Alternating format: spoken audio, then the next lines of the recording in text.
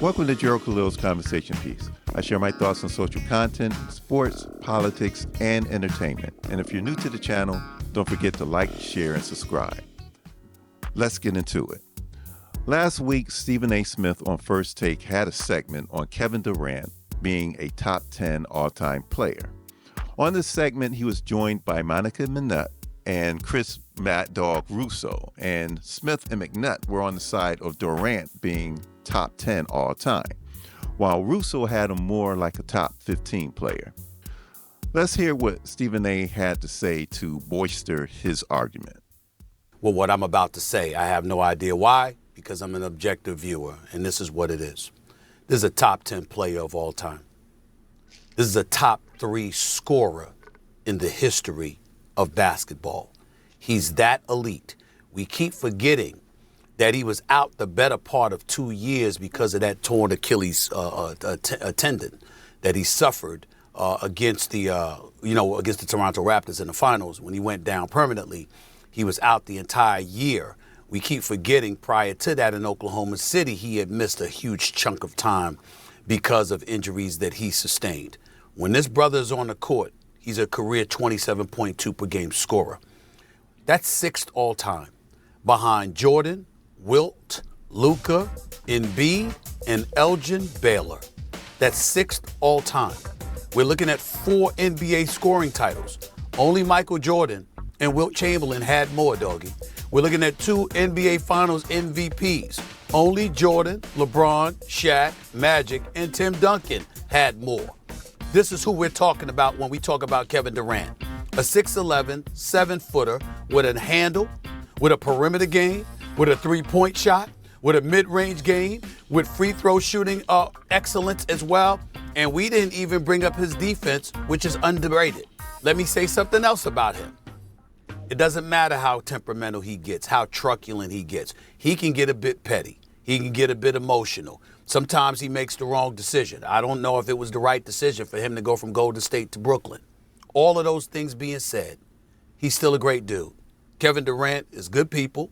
He's a great ambassador for the game of basketball. Okay, he's never cheated the game. When he's on the court, he's on the court.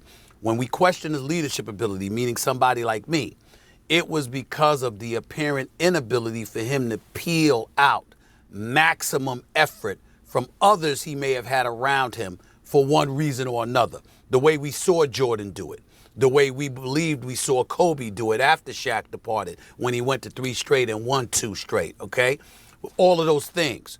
But Kevin Durant, the basketball player, the individual exceptional talent that he is, exceptional is underrating him. He's sensational. He's an all-timer. Top 10 all-time, top 3 player scorer argument. I'm not talking about stats. I'm talking about ability. 6'11", 7 feet, with that repertoire of skills, who's been able to put that together? Very few people on the planet Earth.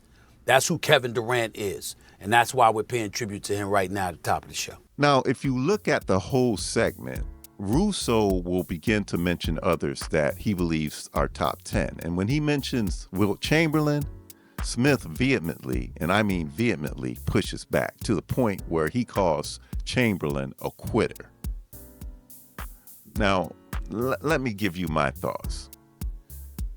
Durant is great. I mean, he is a tremendous player, but he is not top 10. I mean, who are we kicking out? Now, I don't know what your top 10's like, but mine, Tim Duncan. We kicking him out? Larry Bird? Olajuwon? Shaq? Look, Durant is missing the biggest intangible, leadership. And Stephen A. hyped him up when he was at Golden State. But look at who Golden State had. You had Steph, Clay, Draymond. You know, we're talking about Hall of Famers. So what type of leadership skills did he even really need? All you had to do was just show up and ball. Let's look at when he was the prime leader at Brooklyn. Look at what happened there. Take a look at the Suns right now. They can't even get out their own way.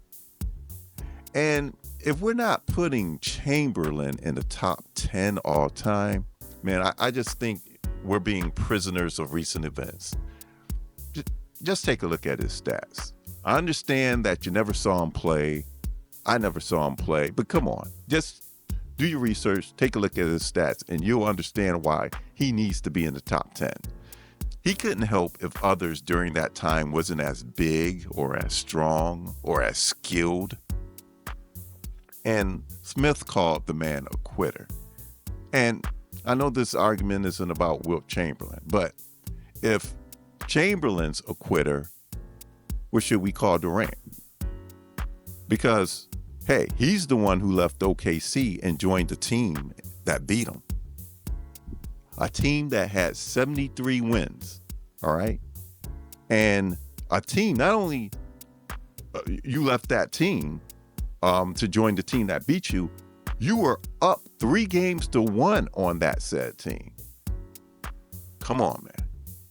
He also mentions that the Warriors couldn't have won the championship in 2017 if it wasn't for Durant.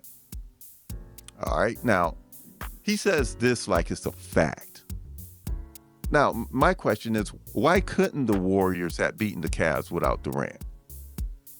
Now, think about it. They probably would have won in 2016 if Draymond Green wouldn't have got suspended. Y'all remember that, right? Also, remember, they had a 3-1 lead. And Stephen A.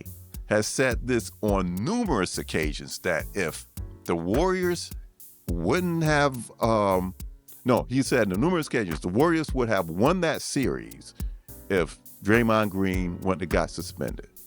So they were more than capable of winning the series against the Cavs the next year in 2017. More than capable. Man, Stephen A. Smith loves moving the goalposts to win his arguments. I mean, and you know another thing about him? He loves to pander. Now, Durant had called him a clown when he questioned his leadership. So there you go. Stephen A. even questioned his leadership. And my question to Stephen A., what is this your way of getting on Durant's good side? Oh, and it seems like you're now afraid to have a different view from Monica McNutt now. Why is that? Because she called you out months ago about the WNBA situation? Bro, you just coming off as phony. Please leave a comment. I would love to hear your thoughts. Also, don't forget to like, share, and subscribe. I'll see you in the next one.